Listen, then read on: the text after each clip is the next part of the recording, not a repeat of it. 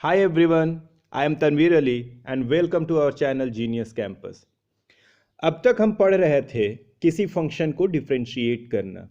अब हम जानेंगे कि जो dy बाई डी एक्स निकालते थे उसका क्या क्या यूज है, उसका क्या क्या एप्लीकेशन है। हमारे सिलेबस में फिलहाल 5 यूज ही पढ़ना है। dy by d x as a rate measurer, error and approximation में, normal and tangent, monotonicity of a function check करने में, और मैक्सिमा मिनिमा में। हमारा डिस्कशन अभी कुछ दिन derivative as a rate measurer में ही रहेगा।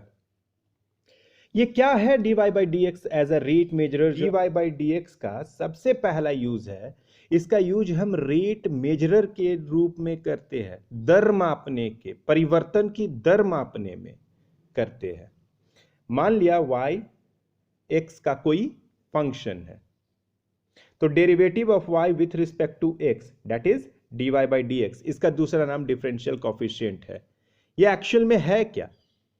ये instantaneous rate of change of y है with respect to x। Instantaneous, किसी इंस्टेंट, किसी पॉइंट पर, किसी क्षण ये y में चेंज मेजर करता है विथ रिस्पेक्ट टू x। तो रेट मतलब how fast y changes with respect to x। जैसे y में change, y is a function of t, बोले तो y is a position, is a function of time. तो dy by dt is velocity. What is velocity? कभी सोचे हैं? तो velocity is rate of change of displacement. Okay, rate of change of displacement मतलब displacement with respect to time. With respect to time का मतलब देखिए, अभी आप डॉट देखिएगा ग्रीन से 1, कोई बॉडी चल रहा है। ओके, कोई बॉडी चल रहा है, और अभी जो चल रहा है दोनों में कोई फर्क है? तो आप देखिएगा कि फर्स्ट वाले केस में जो डॉट हो रहा था वो धीरे धीरे धीरे धीरे बढ़ रहा था, और सेकेंड वाले में तुरंत बढ़ गया। ओके, इसी को कहा जाता है कि सेकेंड वाले में y जल्दी जल्दी चेंज किया, या x कोई भी डिपेंडेंट वेरिएबल जल्दी चेंज किया with respect to time. Okay, तो यही हो गया how fast, how quickly y changing in relation to x। x के साथ अगर रिलेशन रख रहा है तो y कैसे चेंज हो रहा है। जैसे अब dy by d x positive आ रहा है, इसका क्या मतलब है? इसका मतलब है कि y इंक्रीज करेगा अगर x इंक्रीज करे तो, और dy by d x negative आ रहा है, इसका मतलब क्या है? y डिक्रीज करेगा अगर x इंक्रीज करे तो। ओके, x जैसे जैसे इंक्रीज करेगा, इंडिपेंडेंट वेरिएबल जैसे जैसे इंक्रीज करेगा, y डिक्रीज करेगा। यही है negative dy by d x का मतलब। dy by d x at x बराबर x नॉट, मतलब rate of change of y with respect to x at x बराबर x नॉट। y चेंज हो रहा है, x के चेंज होने से y चेंज हो रहा है।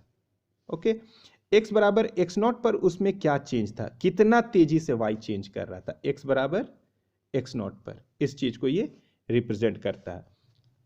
अगर दो वेरिएबल x और y अनदर वेरिएबल t के रिस्पेक्ट में चेंज करे, दैट इज x और y में पैरामीट्रिक रिलेशन हो, उस सिचुएशन में rate of change of y with respect to x equals to rate of change of y with respect to time या t, parameter t, over rate of change of x with respect to parameter t। अब हम देखेंगे कि इनमें problem को कैसे solve किया जाएगा। तो सबसे पहला स्टेप है आपका कि आपका जो भी क्वेश्चन है माय डियर फ्रेंड्स, उसमें जितने भी वेरिएबल इन्वॉल्व है, एरिया है तो एरिया को किस लेटर से लेबल करेंगे? a से। वॉल्यूम को किस से लेबल करेंगे? v से। रेडियस को r से, साइड को a से। समझ में आ रहा? पहले जो गिवन क्वेश्चन है उसमें आप जितने भी वेरिएबल इन्वॉल्व है सभी को लेबलिंग कर दीजिए, और एक फिगर ड्रॉ करना है उस इंस्टेंट के लिए। अब क्वेश्चन में जो भी दिया हुआ रहेगा गिवन, या फिक्स रहेगा उसको आपको कांस्टेंट ट्रीट करना। और इसी के यूज से हम क्वेश्चन, अगर dependent variable more than one independent variable पर डिपेंड करता है तो आपको यह श्योर कर लेना है इस रिलेशन का यूज करके कि डिपेंडेंट वेरिएबल जो है सिर्फ और सिर्फ एक इंडिपेंडेंट वेरिएबल पर डिपेंड करे। उसके बाद गिवन रिलेशन को डिफरेंशिएट कीजिए और फाइनली आप अपने आंसर को लिख दीजिए। आपको प्रॉपर यूनिट लगा करके आंसर को लिख देना, यह सबसे इंपॉर्टेंट स्टेप है। प्रॉब्लम नंबर 1, अ बैलून, एक बैलून है विच ऑलवेज रिमेन्स स्फेरिकल, जो हमेशा स्फेरिकल इन शेप है, हैज अ वेरिएबल डायमीटर, उसका डायमीटर हर वक्त चेंज हो रहा है। Find the rate of change of its volume.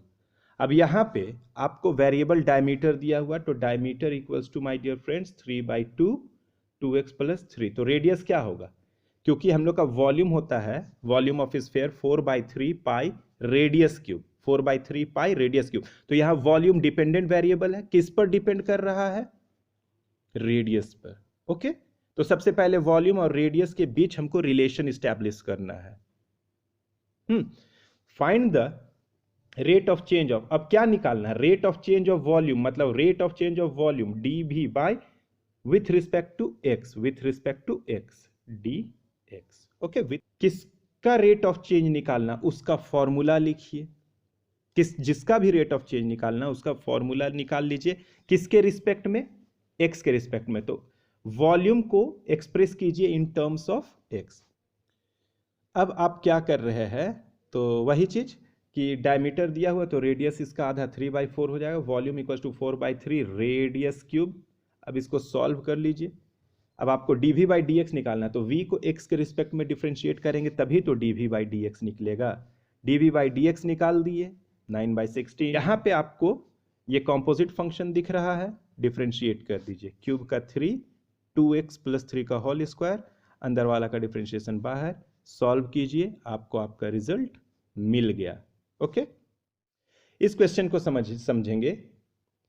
Example number 2, the radius of a balloon is increasing at the rate of 10 centimetre per second.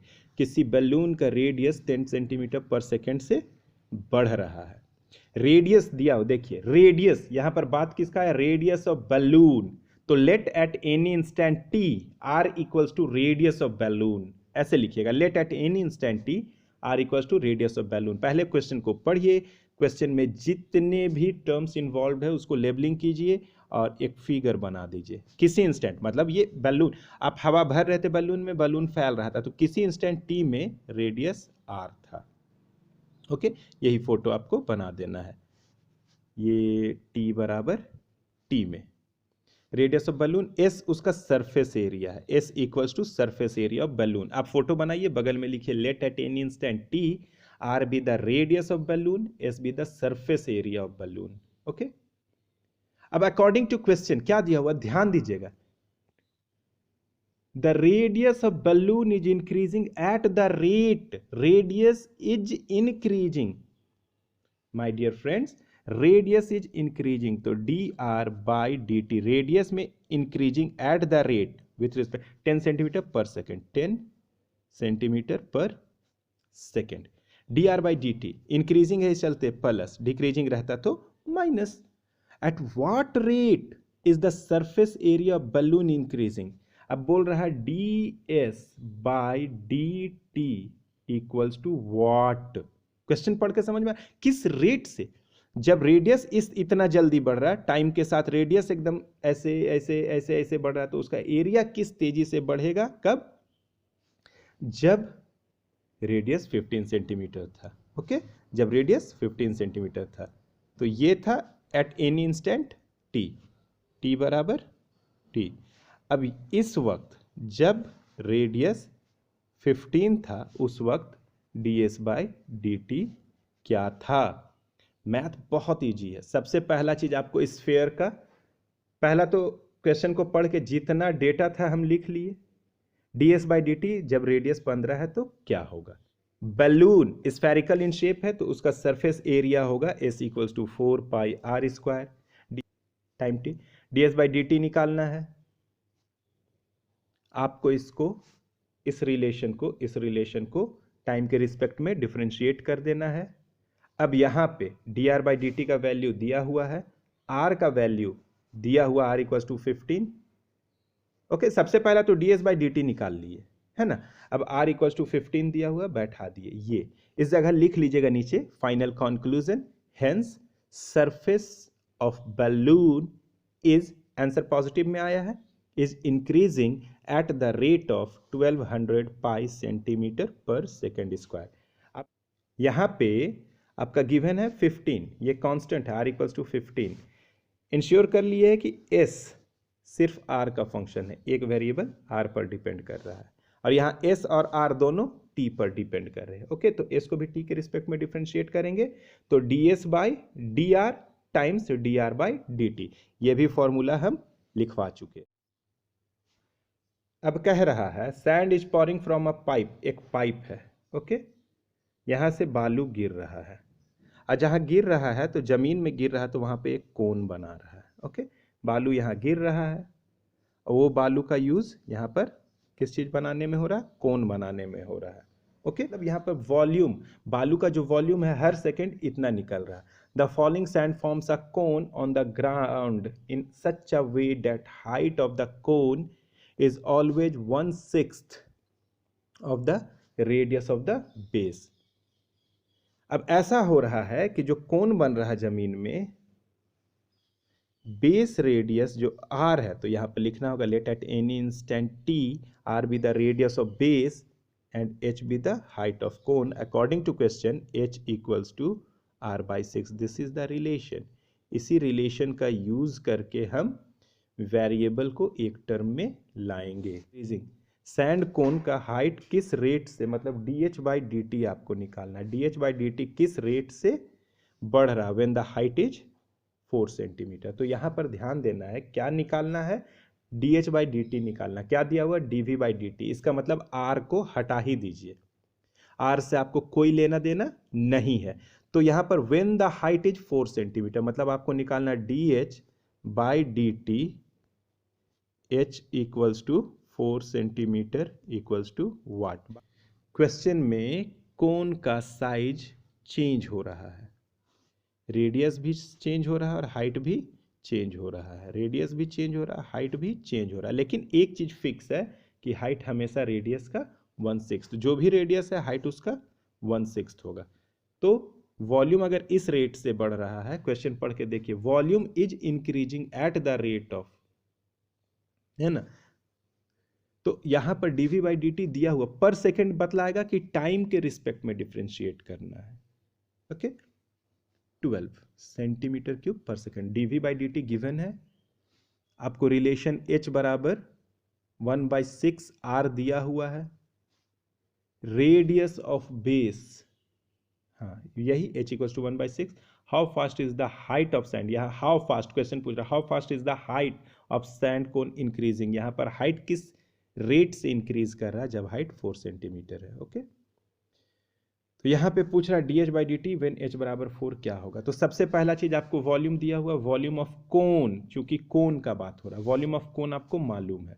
अब यहाँ पर v दो वेरिएबल पर डिपेंड कर रहा है, r और h पर, तो आपको ये इंश्योर कर लेना है कि ये एक ही वेरिएबल में रहे। तो आपको जरूरत है dh/dt निकालना, तो यहाँ से r को हटाइए, इस रिलेशन का यूज करके r को हटाइए, r इक्वल टू 6h रख दीजिए। अब सॉल्व कीजिए, अब मामूली सा dv/dt है, मतलब टाइम के रिस्पेक्ट में बोथ साइड में डिफरेंशिएट कीजिए, तो v भी, यहाँ पर v टाइम पर डिपेंड कर रहा है, h भी टाइम पर डिपेंड कर रहा है, तो v को कैसे डिफरेंशिएट करेंगे, dv/dt इक्वल टू dv/dh, मतलब इसको पहले h के रिस्पेक्ट में डिफरेंशिएट करेंगे, फिर h को dh/dt, चेन रूल। ओके, तो यहां पर सॉल्व कर दिया जाएगा, तो dh/dt इतना निकला, लेकिन dh/dt एट h बराबर 4 सेंटीमीटर पर निकालना है। तो ये आंसर पॉजिटिव में आया, तो लिखेंगे hence height is increasing at the rate of 1/48 pi centimetre, height का यूनिट सेंटीमीटर पर, यहाँ टाइम सेकेंड में था तो सेकेंड।